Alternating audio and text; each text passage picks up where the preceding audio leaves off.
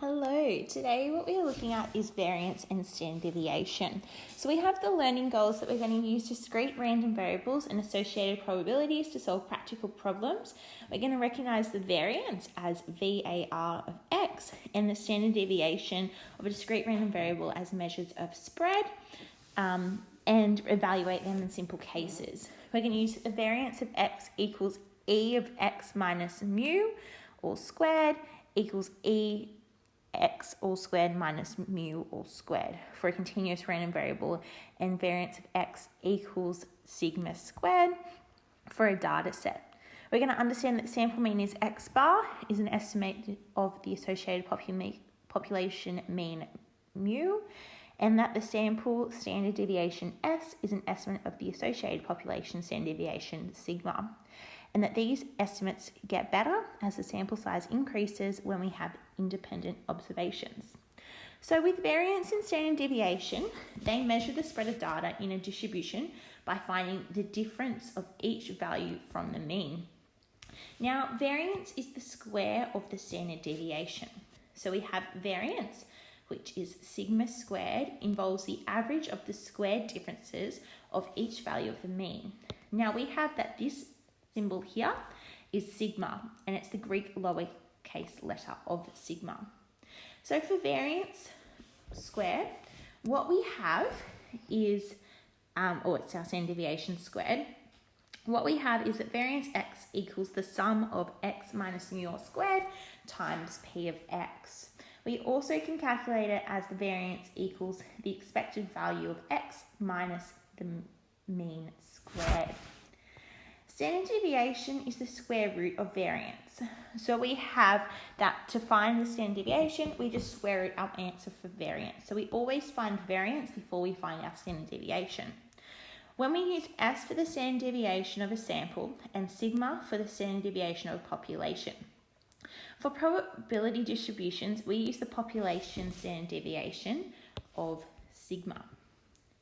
The sample standard deviation S is just an estimate of sigma, and as the sample size increases, the sample represents the population better and the value of S approaches sigma. So let's look at our first example here. So our first example is asking us to find the variance and standard deviation of this probability distribution. So before we can find the variance or the standard deviation, what we have to do is we have to find the expected value. So just remember from last lesson that our expected value is the sum of x times p of x. So what this equals is our 1 times its p of x, which is 0.16, plus 2 times 0.42, plus 3 times 0.1, plus 4 times 0.32. Now, when we calculate that on our calculator, 1 times 0.16 plus 2 times 0.42 plus 3 times 0.1 plus 4 times 0.32, we get our expected value of 2.58. Now, to find our variance, we can do this one of two ways. My favourite way to do this is that we go, our variance of x is equal to, now what we want to do is we want to make it as simple as possible to do this. So what we want to do is we want to go, it's equal to the sum of x, or our x even, minus the mean squared times p of x, and that is equal to our variance squared, or our sigma squared. So what we do here is that sigma squared, or our variance, is equal to our x, which is 1 minus our mean, which is our expected value. So this is our expected value here. So we have minus our 2.54, but we square it all. So sorry, our squared here should be outside the bracket. And then we multiply that by our 0.16. So we multiply it by our p of x here. Then we do the exact same. So we go plus 2 minus our mean or expected value of 2.58 all squared times by 0.42 plus 3 minus our better keep with the colour theme, 2.58 all squared times by 0.1 plus our 4 minus our 2.58 all squared times by our 0.32. And when we put that into our calculator, we get our variance or our standard deviation squared is 0.764. So therefore, our variance, because we've been asked to find that, is equal to 0.764. Now our standard deviation is just equal to our sigma. So therefore, sigma squared equals, or sigma, just equals the square root of sigma squared. So our sigma equals the square root of 0.7684, and the square root of this is equal to 0.8765, which is approximately equal to 0.8766, because our next number after our decimal point is an 8 here, like so. So therefore our standard deviation is equal to 0.8766.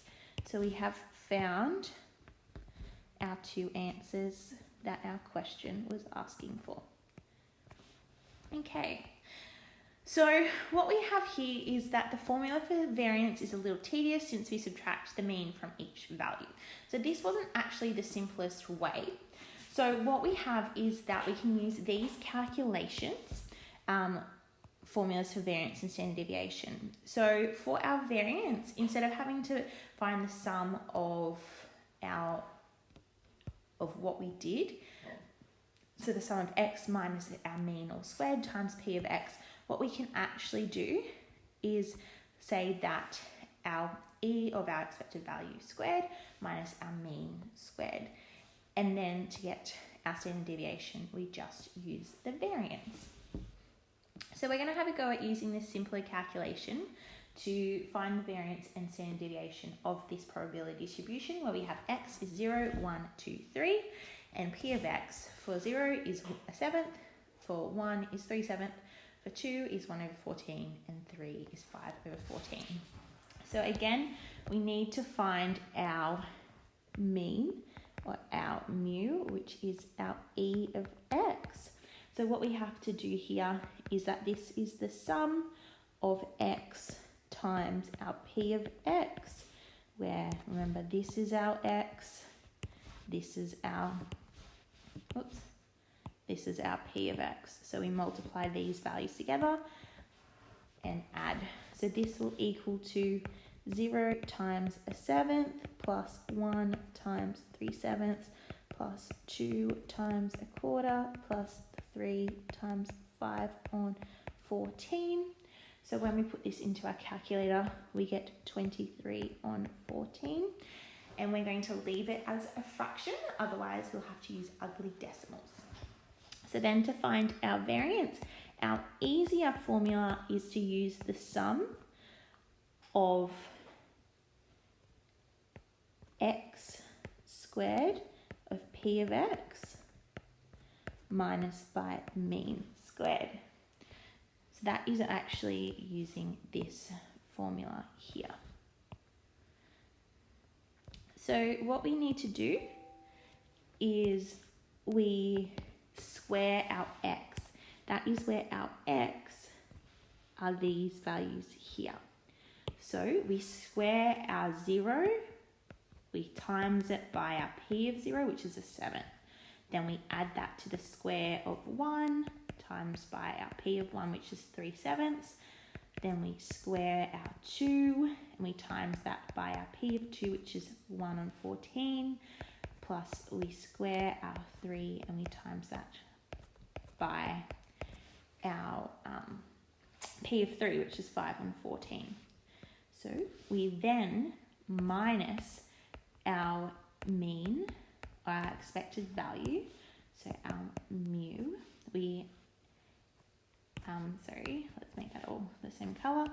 We then get our mu, our 23 over 14, and we square that. So it's a lot less working out.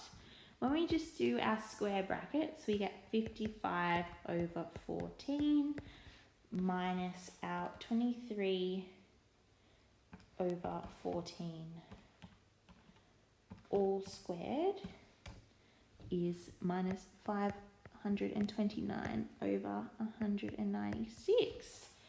And so that fraction is equal to 241 divided by 196. So we have therefore found our variance. So therefore variance equals 241 on 196. So our standard deviation is just the square root of our variance. So that is just equal to the square root of 241 over 196, which is equal to 1.108621, which is approximately 1.1089 to 4dp. So again, we have done the exact same thing by finding our variance and finding our standard deviation, which is what the question asked us to do. We just used a simpler calculation. Now we can use the calculator to work out the variance and the standard deviation. We just use the same process as expected value, except for standard deviation, we press shift 1 for variance, 3 for our sigma of x. So if we put this into our calculator, we need to make sure our calculator is in statistics mode and we have one variable, but we also want to make sure that we have our frequency on. So then we put in our 1, 2, 3, 4, 5, and we also need to put in our p of those. So you should now have your table in your calculator.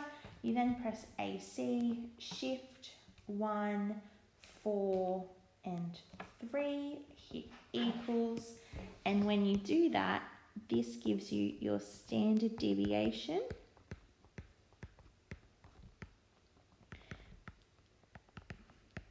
As it is giving you sigma of x, which is equal to 1.17826, oh my gosh, my pen, 612. And so then from here, what we have to do is we then have to find our variance. So our variance is just equal to sigma squared. So it will be equal to 1.1782612 all squared. So we just go answer squared on our calculator to get that our variance is 1.39. So now you're going to look at your textbook and have a go at exercise 1204, questions 1 to 10.